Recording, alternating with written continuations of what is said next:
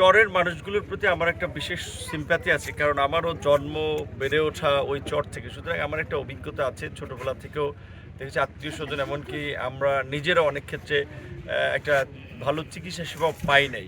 গ্রামের যে ভ্রাম্যমান বা কী বলে আপনার যে ডাক্তার থাকে বা হাতুড়ে ডাক্তার বলা হয় বা ফার্মাসিস্ট বলা হয়, তারা কিন্তু আসলে পরিপূর্ণ চিকিৎসা সেবা দিতে পারে না। মানুষ একটা জটিল রোগ নিয়ে যায়, অ্যান্টিবায়োটিক ধরায় যায় কিংবা একটা ইঞ্জেকশন দিয়ে ফেলায়, অথচ এই ইঞ্জেকশন দেওয়ার ফলে এটার অনেক নেগেটিভ ইফেক্ট আছে, পার্শ্ব প্রতিক্রিয়া আছে, কিংবা তার সমস্যাটা কি, পরীক্ষা নিরীক্ষা ছাড়া ভালো ডাক্তাররাও কিন্তু ওষুধ লেখেন, আগে পরীক্ষা দেয়, পরীক্ষা করে আসেন, রোগ ফাইন্ড আউট করে কিন্তু চিকিৎসা দেয়, আর আমাদের ফার্মেসির লোকেরাই প্রেসক্রিপশন করে দেয়।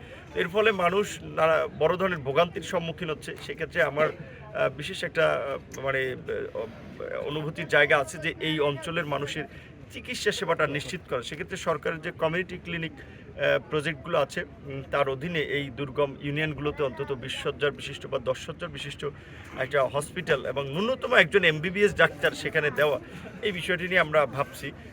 তারই অংশ হিসেবে আমরা গলাচিপা 10 মিনার 2 উপজেলার যারা স্বাস্থ্য কর্মকর্তার দায়িত্বে আছেন তাদের সাথে আলাপ আলোচনা করে 2টি চিঠি প্রস্তুত করা হয়েছে স্বাস্থ্য মন্ত্রণালয়ে প্রেরণ করার জন্য। আশা করি একটু পরিবর্তন হবে।